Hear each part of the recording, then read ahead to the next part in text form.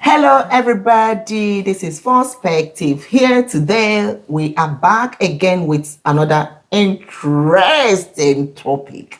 And this topic is about relationship, okay? What kills the fire in marriage? This is what we want to be discussing. It's kind of a discussion, just to know what we think. People think about it. What is it? Because I know in relationship, when the going is good, everything is, oh my goodness, everybody is happy, a lot of kisses, a lot of things going on. Yes, everybody, friends will hear about my partner, my husband, my boyfriend. But now, after some time, you find out that fire is no longer burning. So we want to find out what is it that kills this fire in relationship and marriage. So let's talk about it. Tell me, what do you think that kills that burning fire in a relationship, in a marriage? Hello, viewers. The first thing for me is law of see finish. Oh my God, where is the lie? So the law of see finish. You guys become too used to each other. You no longer have respect for each other. You no longer think that your marriage is something to be nurtured. You become too you commonize your relationship. So I think that kills the fire, and we are all guilty of it. Marriage is like when you get a flower, you get a young flower and you want to plant it. You put it in a pot. You put the right soil, you put the water it. When it's time for sunshine, you put it by the window. These are the ways you nurture a marriage. But when, you begin to ignore each other, you begin to undermine each other, I think that is one thing that kills the fire in marriage. Thank you so much. Thank you. You've said it all. This is really good. It's very interesting. I know you don't know about that law. The law of see finish. So I'm going to come to you, Ada. What do you think that kills the fire in a relationship or marriage? Yeah, I think for me, it's about lack of communication. Communication is underrated in relationships. But it's actually a very, very important tool in every relationship. So when people assume that they know what is wrong with their partner or what their partner is thinking, you just make assumptions. We don't have time to sit down and talk to each other and listen to each other and actually, communicate our fears and our concerns to each other. Maybe due to time, due to hectic work, we don't have time from work and all of that. The kids taking over our time. So you hardly see in these days couple having me time, having that very deep conversation, asking themselves, like reflecting on actually the basis of their marriage, on the reason why they actually got together in the first place. Well, what happened? How did we get here? Sitting down to talk to your spouse about the current situation and what has happened and ways to make things work better. It will go a long way. But one thing I've noticed these days is that couples don't communicate, and this is a killer. Is a killer of every relationship. So I would say lack of communication is. Oh my goodness! Thank you so much, Ada. Thank you. This really hits me very well.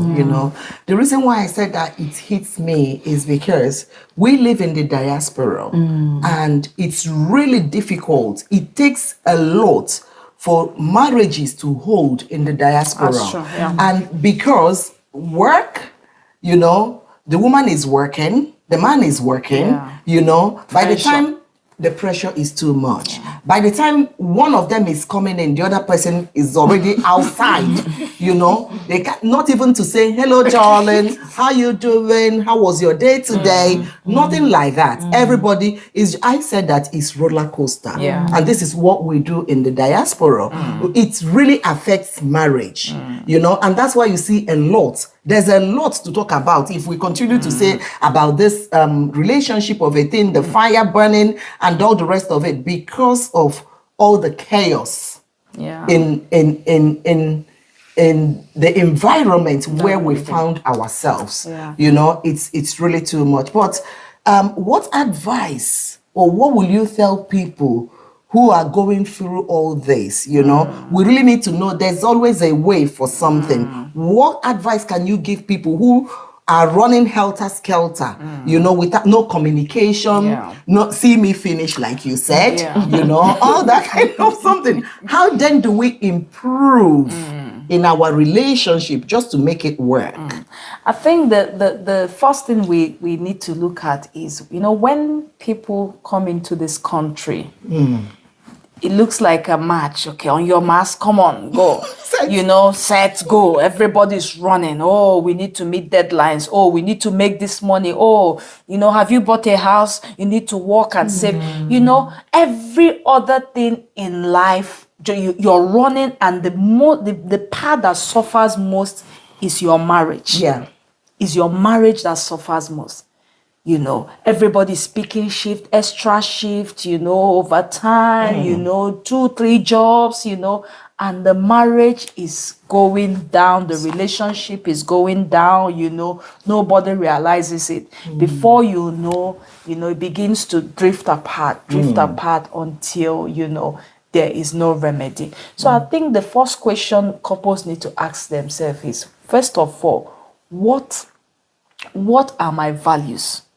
That's right. What are my values? What do I cherish most? Just like Ada said, communication is key.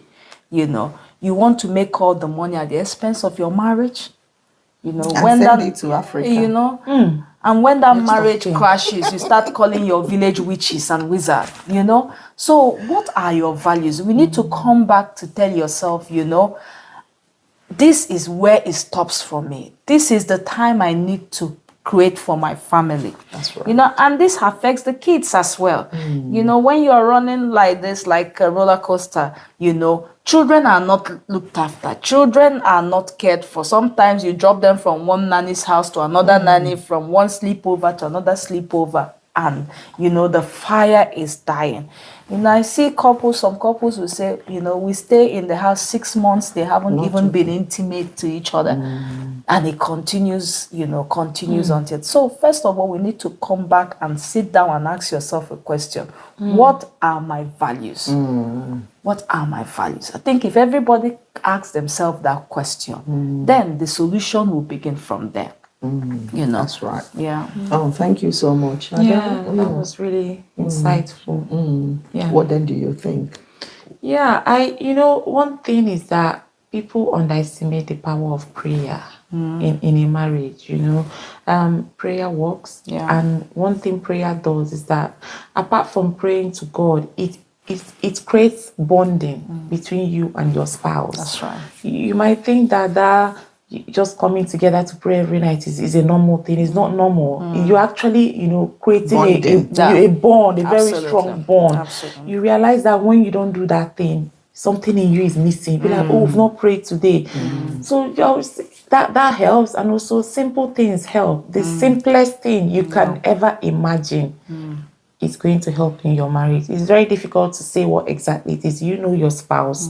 You know why you married this person, why you guys got together in the first place. Since I started living a life of reflection, my life has gotten better. And thanks to this country, you need to reflect. Go back. Reflective practice. Reflective practice. Go back. Very important. Very, very important. Go back. Think about everything, why you guys got together in the first place. Communication. I think Talk lack to each other. of intimacy as well. Yes. So Lack these of things, sexual intimacy. God will reveal what you did not know initially, and things will work better. You said something, Karen. You just whispered it to me. I want you to say it. I think lack of intimacy is one killer. Sometimes, when you guys got together initially, everybody's all over, just like you said, kissing each other. and every day you're having it, in the bedroom, in the kitchen, everywhere. Everywhere. The whole house is burning with the fire of love. God. And eventually begins to die down.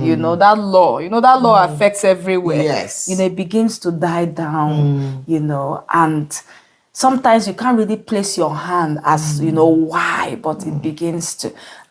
Ladies and gentlemen, guys, don't let anybody deceive you.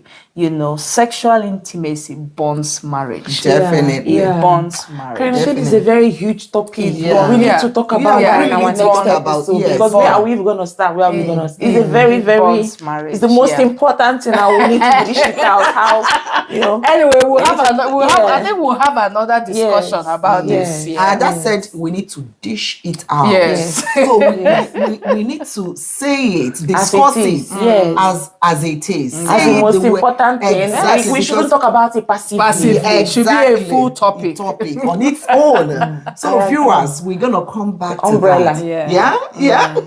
Umbrella of all of them. Odogu. The Odogu of the.